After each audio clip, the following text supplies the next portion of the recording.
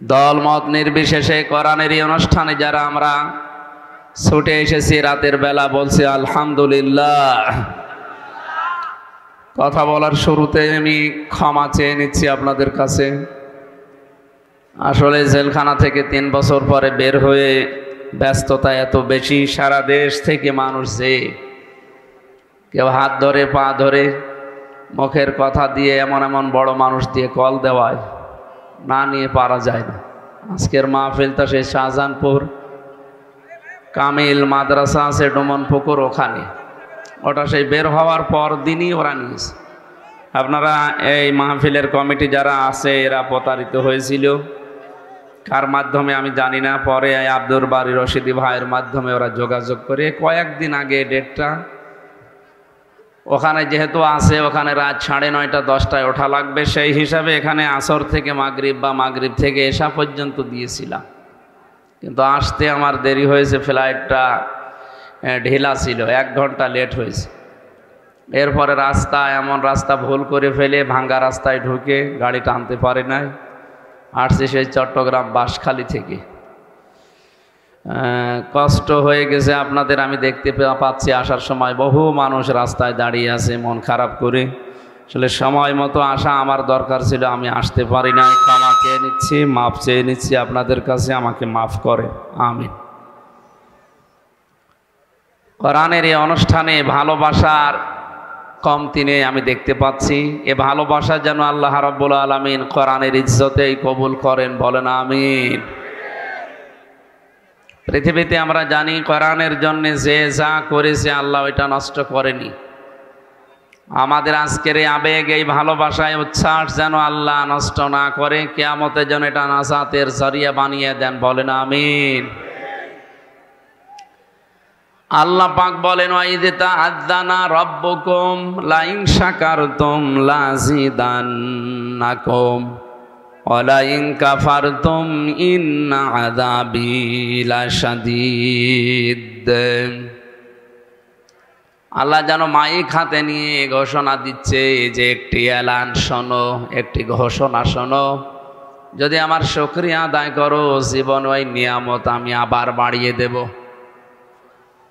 আজকে এটা নিয়ামত মনে করছি এই কারণে ময়দানে আসা বসা, শ্বাস প্রশ্বাসে নিঃশ্বাসে আমাদের নেকি হচ্ছে। সে আসর থেকে পর্যন্ত যারা বসে আছেন, আমার হাদিসের ওপরে যে বিশ্বাস, নবীজি জানিয়েছেন কোরআন পড়তে গেলে কেউ যদি বেঁধে বেঁধে যায় তার ডবল সওয়াব হয়। আপনি আসর থেকে মাগরিব পর্যন্ত শুনে চলে যেতেন, রাত 9:30 পর্যন্ত যারা কোরআনের আকর্ষণে বসে আছেন, আমার বিশ্বাস আপনাদের 4 ডবল নেকি আজকে আমল নামায় হবে। বিশ্বনবী বসে আছেন, হযরতে ওমর সাথে বসা। একটা ভিক্ষুক এসে বলে, ইয়া রাসূলুল্লাহ, আমি সারাদিনের না খাওয়া, আমারে কিছু দেন। নবীজি পকেটে হাত দিলেন, দেখলেন একটা দিরহাম আছে। নবীজি ডাক দিয়ে বললেন, ওমর, আমার হাতে একটা দিরহাম আছে, আমি এ ফকিরকে কি দেব? হযরত ওমর বলেন, ইয়া রাসূলুল্লাহ, দিয়ে দেন। নবীজি দিয়ে দিলেন, লোকটা চলে গেল। হযরত ওমর ডাক দিয়ে বলে, ইয়া রাসূলুল্লাহ, আমি যদি নিষেধ করতাম তারপরও আপনি দিয়ে দিতেন। কারণ আপনাকে দান করা থেকে নিষেধ করেও মানা করা যায় না, ঠেকানো যায় না, বাধা দেওয়া যায় না। আপনি আমার কাছে জিজ্ঞাসা করলেন কেন? বিশ্বনবী বলেন, ওমর, কোরআনে কারিমে আছে, মান জাবিল হাসানাতি ফালাহু আশরু আমসালিহা। কোন মানুষ যদি দুনিয়াতে একটা ভালো কাজ করে, নেকির কাজ করে, মহান আল্লাহ তাকে কমপক্ষে 10টা নেকি দান করে। আমি তো দিরহাম দিয়ে নেকি পেয়েই গেছি। তুমি যে কথা বলে আমাকে সাহায্য করলে, সহযোগিতা করলে, তুমি যে একটু নড়াচড়া করলে, আমাকে একটু উদ্বুদ্ধ করলে, এজন্য তোমাকে আল্লাহ বঞ্চিত করেনি, একই নেকি দিয়ে দিয়েছে। সুতরাং আজকের এই ময়দানে ঘন্টার পরে ঘন্টা যারা সব কিছু বন্ধ করে দিয়ে বসে আছেন, কষ্ট স্বীকার করে কোরআনের জন্যে, বিশ্বাস করতে পারেন আপনার 4টা মাহফিল শোনার সওয়াব আজকে হবে ইনশাআল্লাহ। সুতরাং এই নিয়ামত আপনার জীবনে আবার আল্লাহ আরো ফিরিয়ে দেবে। লা আজিদান্নাকুম লামে তাকিদ নুনে সাকিলা। আল্লাহ যেন মাইক হাতে নিয়ে ঘোষণা দিচ্ছে, একটি এলান শোনো, যদি শুকরিয়া আদায় করো নিয়ামতের ওটা অবশ্যই বাড়িয়ে দেব। আমরা সবাই স্বীকার করলাম এটা আমাদের জীবনের নিয়ামত। কথা বলেন না কেন? এই নিয়ামত আবার আপনি পাবেন, আর শুকরিয়া আদায় করবেন কি করে? তাফসিরে মুফাসসির লিখেছেন 3টি পদ্ধতি আছে শুকরিয়া আদায় করার। 1 নাম্বার পদ্ধতি হচ্ছে মুখে স্বীকার করা যে এটা আমাদের জীবনে নিয়ামত, এটা আমরা মানি কিনা। জবান যাদের আছে বলেন তো এটা নিয়ামত কিনা। 2 নাম্বারে আপনার মনে আনন্দ লাগা লাগবে, শান্তি পাওয়া লাগবে মনে। 3 নাম্বারে এই নিয়ামত আল্লাহ যেভাবে ব্যবহার করতে বলেছেন ওইভাবে তার মর্জি মতো ব্যবহার করার নাম হচ্ছে শুকরিয়া আদায় করা।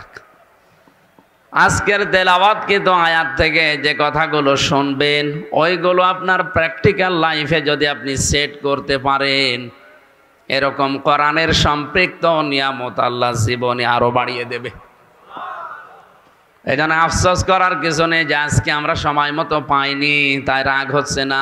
এরকম সুযোগ আল্লাহ আপনাদের জীবনে আরো বড় বড় সুযোগ দান করবে। ওয়ালা ইন কাফারতুম ইন আযাবি লাশাদীদ। যদি কেউ না শুকরিয়া করে, এ নিয়ামতের মর্যাদা না দেয়, দাম না দেয়, কদর না করে, তার জীবন থেকে আল্লাহ ওটা ছিনিয়ে নেবে এবং আযাবের ভেতরে ফেলে দেবে। ইন্না দিয়েছেন, লাম দিয়েছেন, 2টা গ্যারান্টি দিয়ে বলেছেন অবশ্যই আমি আল্লাহ তার জন্য আযাবের ভেতরে ফেলবো। বলেন নাউজুবিল্লাহ। যেন আমরা আযাবে পড়তে চাই না, আল্লাহর নিয়ামতের শুকরিয়া আদায় করছি, জবান খুলে বলছি আলহামদুলিল্লাহ। দরুদ আর সালাম পড়ছি আমাদের নবী মুহাম্মদুর রাসূলুল্লাহ সাল্লাল্লাহু আলাইহি ওয়াসাল্লামের প্রতি। সূরা তাওবা থেকে 36 নম্বর আয়াত পড়েছি একটা অংশ, যেহেতু এটা শাবান মাস, এ মাস কেন্দ্রিক এই আয়াতটা খুব খেয়াল করে শুনবেন। আমরা অল্প সময় পাচ্ছি এই জন্যে খুব খেয়াল করে শুনবেন। খুব জরুরি না হলে উঠবেন না। একেবারে যদি মনে হয় যে আর পারছি না তখন চলে যাবেন। বুঝতেছেন? পেশাব পায়খানা হোক আর বিড়ির নেশা হোক, একেবারে যখন আর হচ্ছে না যে বিড়ি খাওয়াই লাগবে তখন খেয়ে আবার চলে আসবে। ও বলছে ঠিক। তার মানে এই এলাকায় এসব হয়।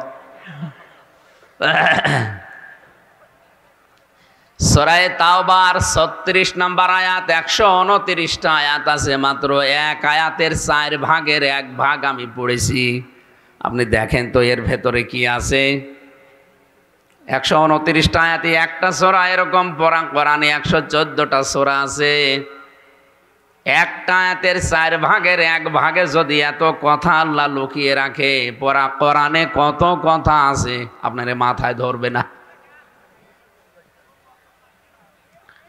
আল্লাহ রাব্বুল আলামিন বলেন, কুল লাউ কানাল বাহরু মিদাদাল লিকালিমাতি রাব্বি লানাফিদাল বাহর ক্বাবলা আন তানফাদা কালিমাতু রাব্বি ওয়ালাউ জিনা বিমিসলিহি মাদাদা। আয়াতের সারমর্ম এটা। নবী আপনি বলেন, দুনিয়ায় যত সাগর আছে সব সাগরের পানি যদি কেউ কালি বানিয়ে ফেলে, দুনিয়ায় যত গাছ আছে সব গাছ যদি কলম হয়ে যায়, দুনিয়ার জিন আর ইনসান মিলে যদি লিখতে শুরু করে, কিয়ামত হয়ে যাবে, কোরআনের ব্যাখ্যা লেখা শেষ হবে না। এই জন্যই তো বলছি এক আয়াতের 4 ভাগের 1 ভাগে কি আছে, মন দিয়ে কান খাড়া করে শোনেন, কিছু হলেও নিয়ে যেতে পারবেন। ইন্না ইদ্দাতাশ শুহুরি ইনদাল্লাহি 12 শাহরান ফি কিতাবিল্লাহ। অবশ্যই আল্লাহর নিকটে গণনার দিক থেকে মাসের সংখ্যা 12টা। এটা তিনি লিখে রেখেছেন তার কিতাবে। ওই দিন ইয়াউমা খালাকাস সামাওয়াতি ওয়াল আরদা মিনহা আরবাতুন হুরুম। আল্লাহ পাক বলেন, যেদিন আমি আসমান আর জমিন তৈরি করি, ওই দিন আমার কিতাবে মাসের নাম 12টা আমি আল্লাহ নিজে লিখে রেখেছি। বলেন সুবহানাল্লাহ। তার ভেতরে 4টা মাস পবিত্র উত্তম। এটা আয়াতের বাংলা অর্থ ছিল। এবার আসেন আল্লাহর ভাষা। এ পৃথিবী যেই দিন তৈরি করেন সেই দিন কিন্তু 12টা মাসের নাম কোরআনে লিখা করা। এখানে কিতাবুল্লাহ মানে আল্লাহর কিতাব কোরআন শরীফ। তার মানে দুনিয়া তৈরি হওয়ার আগেই কোরআনে কারিম তৈরি হওয়া ছিল। কথা বলেন না কেন? আয়াতের ব্যাখ্যায় পড়েছি, এ পৃথিবী তৈরি করার 50,000 বছর আগে মহান আল্লাহ নিজের কণ্ঠ দিয়ে সূরা ইয়াসিন তেলাওয়াত করে শুনিয়েছিলেন ফেরেশতাদেরকে। ফেরেশতারা ওই সময় তেলাওয়াত শোনার পরে বলেছিল, মহান আল্লাহ, এই কোরআন যাদের ওপরে নাজিল হবে ওই জাতি কত ভাগ্যবান। যেই জহব্বা এটা তেলাওয়াত করবে ওই জহব্বা কত ভাগ্যবান। যেই কান এটা শ্রবণ করবে ওই কান কত সৌভাগ্যশালী। যেই চোখ এটা দেখবে সেই চোখ কত সৌভাগ্যশালী। সেই জাতি কিন্তু আমরা। আমাদের আগে হাজার হাজার জাতি দুনিয়া থেকে বিদায় নিয়েছে, কেউ এই কোরআন পায়নি। কথা বলেন ঠিক কিনা? আল্লাহ রাব্বুল আলামিন এই কোরআনে কারিমের ভেতরে 12টা মাসের নাম যেদিন দুনিয়া তৈরি করেন ওই দিন লিখে রেখেছিলেন। তার ভেতরে শাবান মাস একটা, নাকি জানুয়ারি, ফেব্রুয়ারি, মার্চ, মুহররম, সফর, এভাবে যে 12টা মাস আছে, এই 12টা মাসের নাম আল্লাহ নিজে বানিয়েছেন। শাবান এটা আল্লাহর বানানো নাম। কোথায় লিখেছিলেন? কোরআনে। দুনিয়া যেদিন তৈরি করেন ওই দিন। তার মানে শাবান মাসের বয়স 2, 5, 10 বছর, 50 বছর না, কোটি কোটি বছর। আল্লাহ বলেন মিনহা আরবাতুন হুরুম, এর ভেতরে 4টা মাস পবিত্র। তাফসিরে আমি 4টা মাসের ভেতরে মুহররম পেয়েছি, জিলহজ পেয়েছি, জিলকদ পেয়েছি। কোন কোন মুফাসসিরিন ইকরাম রমজানকে, কেউ শাবানকে, কেউ রজবকে বলেছেন। তার মানে শাবানটাও আছে। এমনিতে আমরা জানি কোরআনের জন্য যে যা করেছে আল্লাহ ওইটা নষ্ট করেনি। আমাদের আজকের এই আবেগ, এই ভালোবাসায় উচ্ছ্বাস যেন আল্লাহ নষ্ট না করে, কিয়ামতে যেন এটা নাজাতের জরিয়া বানিয়ে দেন। বলেন আমিন।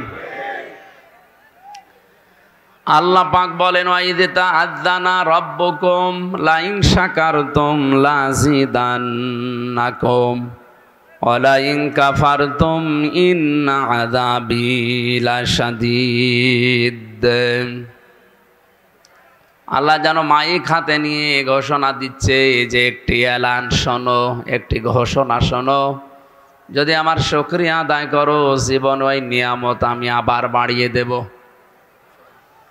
আজকে এটা নিয়ামত মনে করছি এই কারণে ময়দানে আসা বসা, শ্বাস প্রশ্বাসে নিঃশ্বাসে আমাদের নেকি হচ্ছে। সে আসর থেকে পর্যন্ত যারা বসে আছেন, আমার হাদিসের ওপরে যে বিশ্বাস, নবীজি জানিয়েছেন কোরআন পড়তে গেলে কেউ যদি বেঁধে বেঁধে যায় তার ডবল সওয়াব হয়।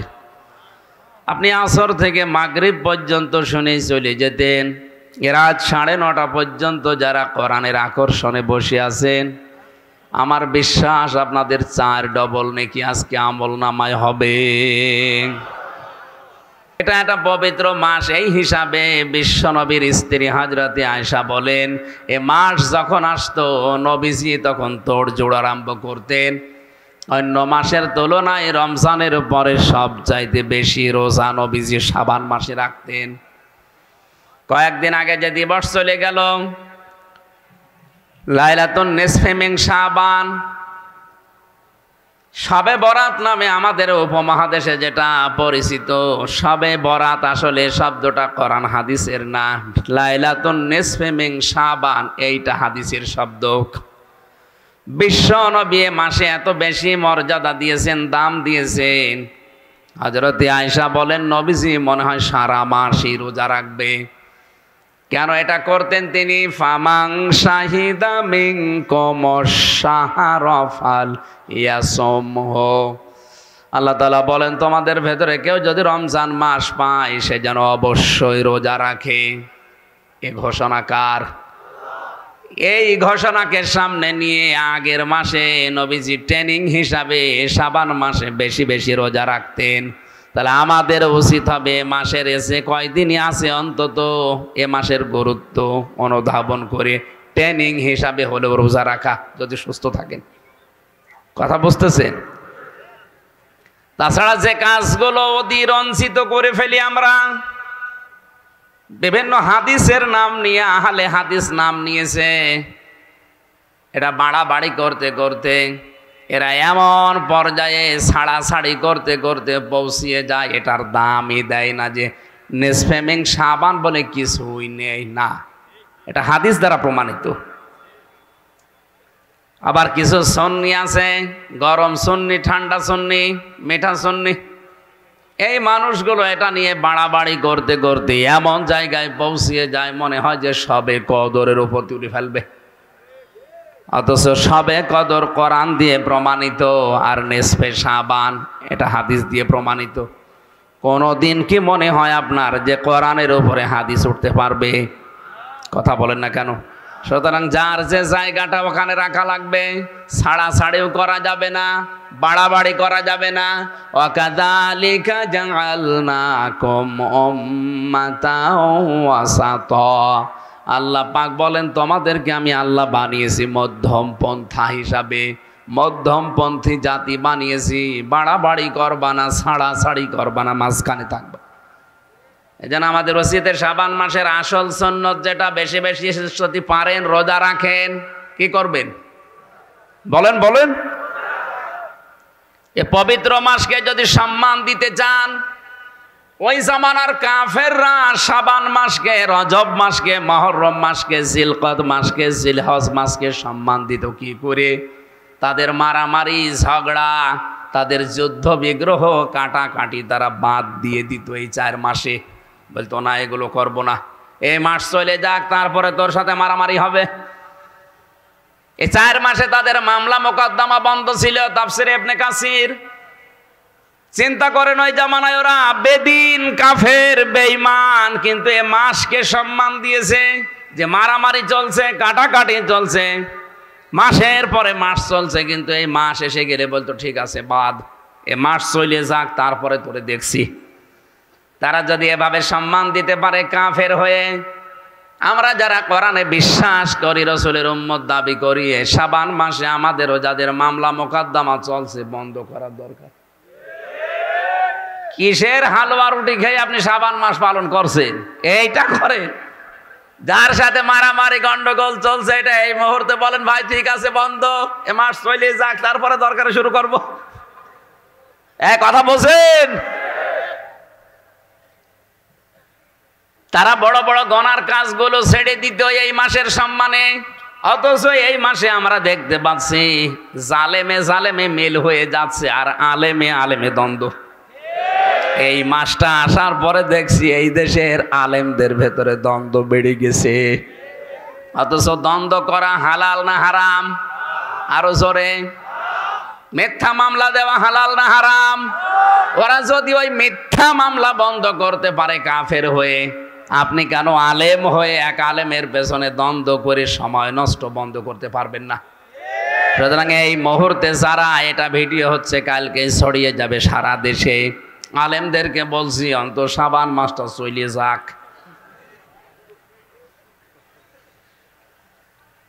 আপনি গন্ডগোল করবেন, মারামারি করবেন, ফতোয়াবাজি করেন, এর পেছনে ওর পেছনে বাঁশ দেবেন দেন, তবে সেই পবিত্র মাসটা অন্তত চলে যাক। আর যাদের নিয়ে আপনি কথা তোলেন, আরে ভাই তারা তো মারা গেছে। ওস্তাদ মরহুম মাওলানা মওদুদি সে কত বছর আগে মারা গেছে। মৃত মানুষ নিয়ে আপনারা এত নাড়াচাড়া এখন করতে বলছে, এটা বোঝা যাচ্ছে পেছনে আপনার অবশ্যই ইহুদি খ্রিস্টানরা কল কাটি নাড়াচ্ছে। কাফেররা যদি এ মাসকে সম্মান দিয়ে তাদের কবিরা গুনাহ যেগুলো ওগুলো বন্ধ করে দেয়, তে দ্বন্দ্ব তৈরি করা, এ মত পার্থক্য তৈরি করে দল পার্থক্য করা, এটা তো হারাম, এ কবিরা গুনাহ। বলেন, এই কবিরা গুনাহ এখনো যারা চালু রেখেছেন, আপনি কোন ধরনের আলেম আমার তো বুঝে আসছে। আব্দুল বারী রশিদি ভাইয়ের যে শ্বশুর মাওলানা বজলুর রশিদ মিয়া, ওনার ওখানে 20 সালে মনে হয় একবার গিয়েছিলাম ওনার মাদ্রাসায় কাহালু পাঁচপীরে।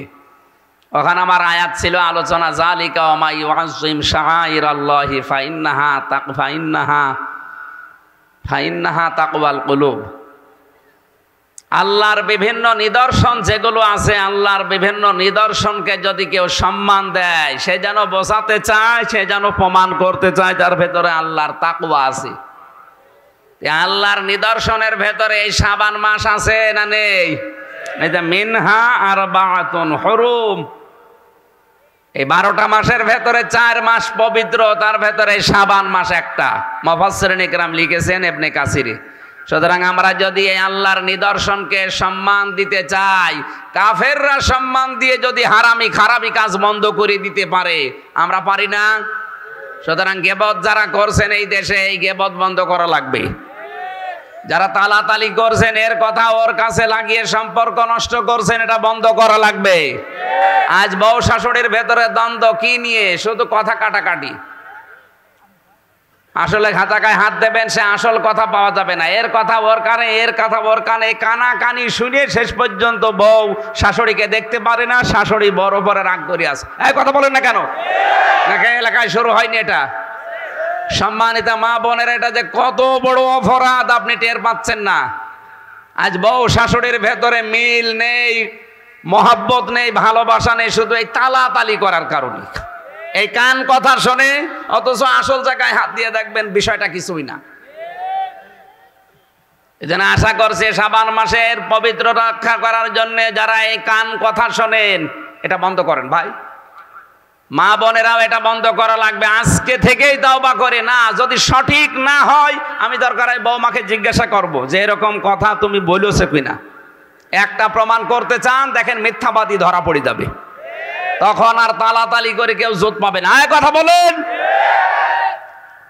এটা যে হারাম কাজ অনেকে জানেই না।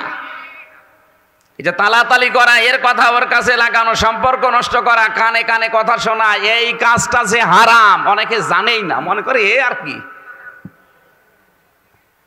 মদ খাওয়া যেরকম হারাম, মানুষের সম্পর্ক নষ্ট করা এরকম হারাম।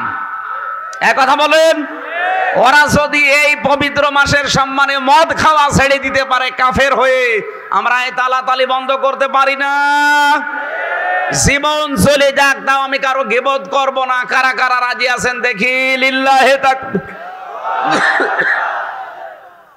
হাত তোলেন কে দেখেন তো। এ মাহফিল সাকসেস, আলহামদুলিল্লাহ। যদি মেনে নিতে পারেন, আর যদি শুধু সামিয়ানার নিচেই থাকে, বাইরে গেলে আবার যাতাই হবে। আমার মনে হয় মেয়েরা হাত তুলেছে কি আমি জানি না। সম্মানিত মা বোনেরা, নামাজ পড়ে রোজা রেখে কালো বোরকা পরে আপনি জান্নাত চলে যাবেন না। মানুষের অধিকার নষ্ট করছেন এই সম্পর্ক নষ্ট করার মাধ্যমে। যতদিন পর্যন্ত তার কাছে মাপ না চাবেন, ততদিন আপনার ওই নামাজ রোজা পর্দা দিয়ে আপনি জান্নাত যেতে পারবেন না।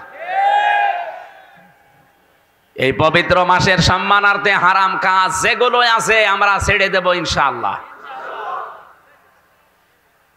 আর একটা কাজ করা যায়, যাদের টাকা আছে শুধু করছেন এই দিন ভালো খেতে পারলে সারা বছর ভালো খাওয়া যায় না। বাস্তবতা হচ্ছে কুনতুম খায়রা উম্মাতিন উখরিজাত লিন-নাস ইলা আখিরি আয়াত। সূরা আলে ইমরানের 110 নম্বর আয়াতে আছে, তোমাদেরকে আমি শ্রেষ্ঠ জাতি হিসাবে দুনিয়ায় বের করেছি। তোমাদের শ্রেষ্ঠত্বের কারণ জানো? তোমরা মানুষের উপকার করবা। মানুষ হয়ে যদি কেউ মানুষের উপকার না করে, ওকে মানুষ বলা যায় না। সুতরাং এই শাবান মাসে চলে যাচ্ছে, আর কয়টা দিন আছে? মাত্র 8-9 দিন আছে। দেখতে দেখতে মাসটা চলে যাচ্ছে। আপনি কি করলেন এই পবিত্র মাসে? একে সম্মান দেওয়ার জন্য যদি টাকা পয়সার মালিক হয়ে থাকেন, আশা করব 10টা মানুষের কর্মসংস্থান তৈরি করবেন। কথা বুঝতেছেন? আপনাকে আমি দান করতে বলছি না এ মাসে। টাকা যদি ব্যাংকে ছাতা পড়ে যাচ্ছে আপনার কোটি কোটি টাকা, আপনি হিসাবও রাখেন না, অন্তত টাকা যাদের পড়ে আছে টাকাগুলো তোলেন। একটা ওয়ার্কশপ তৈরি করেন, একটা ফ্যাক্টরি বানিয়ে দেন, 10টা স্যালো মেশিন কেনেন, 10টা ইজি বাইক কেনেন, ভ্যান রিক্সা কিনে মানুষকে দিয়ে দেন, 20টা গরু কিনে মানুষকে বলেন যে ভাই পোষ মানাও, তুমি নিজে রিক্সা চালাও, ভ্যান চালাও, মাসে মাসে আমার এই টাকা দিয়ে দিও। আপনার টাকায় টাকা বাড়তে থাকবে, মাঝখান থেকে একটা মানুষের কর্মজীবন তৈরি হয়ে যাবে। আল্লাহর কসমে কাজগুলো যদি আজ বাংলাদেশে যারা ধনী আছে এরা যদি সবে বরাত, নেসফে শাবান মাসের সম্মানার্থে এই কাজগুলো আমরা করতে পারতাম, এদেশে অনেক গ্যাংস্টার যারা আছে এটা বন্ধ হয়ে যেত। আজ হতাশায় জীবন মানুষের নষ্ট হয়ে যাচ্ছে, শেষ পর্যন্ত আত্মহত্যা করতে পর্যন্ত দ্বিধাবোধ করছে না। এ মানুষটার একটা কর্মসংস্থান তৈরি করে দেন, কর্মজীবন বানিয়ে দেন, এ লোকটা আর চিন্তাই করবে না, হতাশা যুক্ত জীবন নিয়ে দুনিয়ায় বেঁচে থাকবে না। আল্লাহর কাছে ওই মানুষটাই উত্তম যার দ্বারা মানুষের কর্মসংস্থান তৈরি হয়। জোরে বলেন সুবহানাল্লাহ। যারা ধনী মানুষদের উচিত শাবান মাস পালন এইভাবে করা। আল্লাহ আমাদেরকে এ মাসের সম্মান এভাবে দেওয়ার তৌফিক দিন, বলেন আমিন। নবীজি বলেন এ মাসে যদি কেউ একটা নফল আদায় করে অন্য মাসে একটা ফরজ আদায় করার মতো সওয়াব হয়। একটা ফরজ যদি কেউ আদায় করে 70টা ফরজ আদায় করার সওয়াব হয়। রোজাদারের মুখের গন্ধ পর্যন্ত আল্লাহর কাছে মেশক আম্বরের চাইতেও বেশি দামি। রোজাদারের জন্য 2টা খুশির সংবাদ আছে। একটা যখন ইফতারি করে বা ঈদের দিন যখন নামাজ পড়ে বাড়িতে আসে ওই সময় একটা খুশি, আর যখন কিয়ামতে আল্লাহ নিজে তাদের সাথে নিজে এসে সাক্ষাৎ করবেন ওই সময়। আল্লাহ রাব্বুল আলামিন রায়ান নামে একটা দরজায় বানিয়ে রেখেছেন, শুধু রোজাদার ছাড়া ওখান দিয়ে কেউ যেতে পারবে না। এই যে এত কথা রোজার ব্যাপারে, কোরআন শরীফের ভেতরে নামাজের ব্যাপারে কথা আছে, কিন্তু নামাজ কয় রাকাত পড়া লাগবে, কিভাবে পড়া লাগবে এ কথা কোরআনে আল্লাহ দেয়নি। যাকাত দেওয়া লাগবে, কতটুকু সম্পদ হলে কতটুকু দেওয়া লাগবে কথা কোরআনে নেই, হাদিসে আছে। এ কথা বুঝতেছেন? হজ করা লাগবে, কয়টা করা লাগবে, কিভাবে ফরজ আদায় করা লাগবে, ওয়াজিব আদায় করা লাগবে, কোরআনে নেই।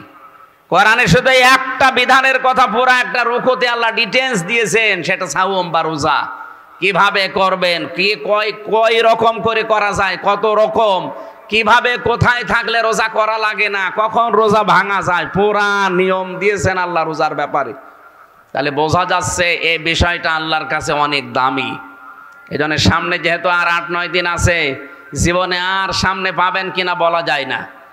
এর ভেতরে একটা রাতও দিয়েছেন আল্লাহ, খয়রুম মিন আলফি শাহর, যেটা হাজার হাজার মাসের চাইতে উত্তম। এখানে আলেম আছেন যারা, তাদেরকে বলছে এখানে কিন্তু আল্লাহ আলফন ওয়াহিদুন দেননি, যে 1000 মাস না, আলফন শাহরুন, এটা হাজার হাজার মাসের চাইতে উত্তম। কত উত্তম এটা আমাদের মাথায় ধরবে না। এত ফজিলত আল্লাহর নবী বর্ণনা করেছেন রমজানের। কিসের কারণে? এ কোরআনের। কিসের কারণে? শাহরু রমাদান আল্লাযী উনজিলা ফীহিল কোরআন, এই সেই মাস যার নাম রমজান, যে মাসে আল্লাহ কোরআন নাযিল করেছেন। সুতরাং বিয়েতে যেমন বরের দাম সবচাইতে বেশি, 1000 বর যাত্রী আছে তার ভেতরে বরের দাম বেশি। এই 12টা মাসের ভেতরে আমার আল্লাহর কাছে কোরআন নাজিল হওয়ার কারণে রমজানের দাম বেশি হয়ে গেছে। বলেন সুবহানাল্লাহ। তাহলে হাজার হাজার মাসের চাইতে উত্তম একটা রাত আপনি সামনে পাবেন।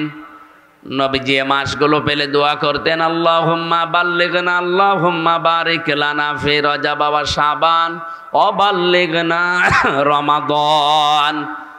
রজব আর শাবানের বরকত আমাদেরকে দান করো, আর রমজান পর্যন্ত আমার হায়াতটা বাড়িয়ে দাও। কারণ রমজান পর্যন্ত হায়াত বৃদ্ধি হয়ে গেলে আমার নেকি কামাই করা সহজ হবে। বলেন সুবহানাল্লাহ। আমরা এখন থেকে প্রস্তুতি নিতে থাকি। রমজানে পুরা রমজানে অন্তত কোরআনে কারিমের আরবি যারা পারেন না শেখার জন্য চেষ্টা চালান।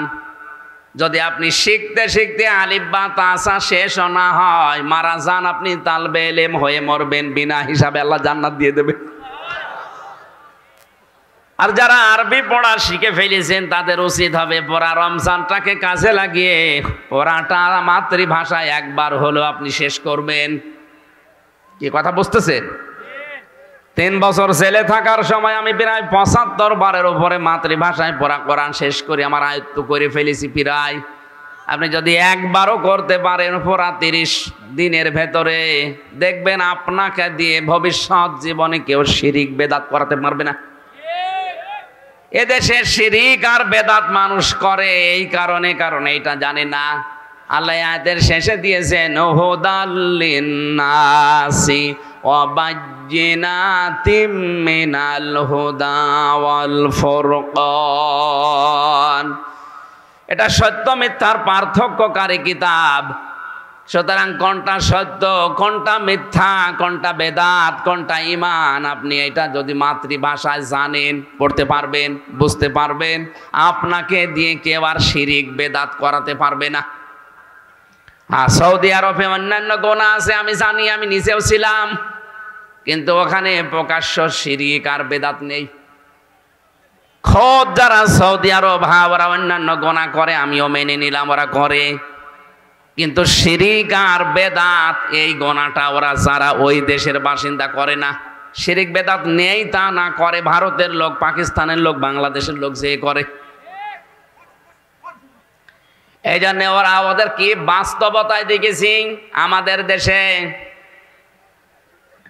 20 বছর বয়স হয়ে যাচ্ছে, পেটে বোম মারবেন, কোরআন পড়তে পারো, হাদিস পড়তে পারো, বলেন না এখনো শুরু করেনি। অথচ ওরা জন্মের পরেই ওদের হাতে কোরআন তুলে দেয়। মদিনার মসজিদে নববীতে ছোট ছোট মানুষ, বাচ্চা 5 বছর 6 বছরের মায়ের সাথে বোনের সাথে নামাজ পড়তে এসেছে, দেখি খেলা করছে। চিন্তা করলাম খেলাধুলার সময় তো ছেলেমেয়েরা গালি গালাজ করে, একজন আর একজনকে ধরতে যায়, বলছে সুবহানাল্লাহ আলহামদুলিল্লাহ। তার মানে একজন আর একজনকে ধরে যখন ফেলে বলছে আলহামদুলিল্লাহ, প্রশংসা আল্লাহর, বলেন সুবহানাল্লাহ। আমাদের দেশের ছেলে মেয়েরা খেলা খেলে, ধরতে যায়, যদি ধরতে না পারে গালি দেয়। আমি না গালিটা বলতে পারলাম না। ওরা ছোটকাল থেকে জন্মের পরে হাতে কোরআন তুলে দিয়েছে। ওদের মাতৃভাষা যেহেতু আরবি, এই জন্য আর আমাদের মতো বাংলায় পড়া লাগে না, আরবি পড়লেই বোঝে যে কি বলতে চায় আল্লাহ। আমরা যেহেতু এটা পারি না, রমজানে একটা সিদ্ধান্ত নিয়ে এখান থেকে বাড়ি যান, একেবারে পাকা পোক্ত সিদ্ধান্ত নেন, 30 দিনে অন্তত পুরা কোরআন আমি বাংলায় শেষ করবই। বলেন আমিন। পারবেন তো ইনশাআল্লাহ? শব্দটা ছিল যালিকা দ্বীনুল কাইয়্যিম, এটা আরো গুরুত্বপূর্ণ। এরপরে ফালা তাজলিমু ফীহিন্না আনফুসাকুম, এটা আরো গুরুত্বপূর্ণ। এরপরে যত শব্দ আছে, আকাতিলুল মুশরিকিনা কাফাতান, এটা এর চাইতে আসো বেশি গুরুত্বপূর্ণ। কামা ইয়াকাতিলুনাকুম কাফা, এক একটা শব্দ এক একটা সাগরের মতো। আমার আজ মাহফিল যেহেতু আজকে এটা না, বাড়ি ভাইয়ের সম্মানে শুধু এসেছিলাম। আজকে ডোমনপুকুর কামিল মাদ্রাসা শাহজাহানপুরে ওই মাওলানা আব্দুল সালাম যুক্তিবাদীর ওই মাহফিলটা 10টায় ওঠার কথা, এখন 10টায় বাজে, যেতে যতটুকু সময় লাগে। আমি আজকের মতো আপনাদের হাতে পায়ে ধরে মাফ চেয়ে শেষ করে দিচ্ছি, মাফ করেন। আগামীতে এই মাহফিলটা একটা নেবেন শুধু রাতের বেলা। আমিন। আল্লাহুম্মা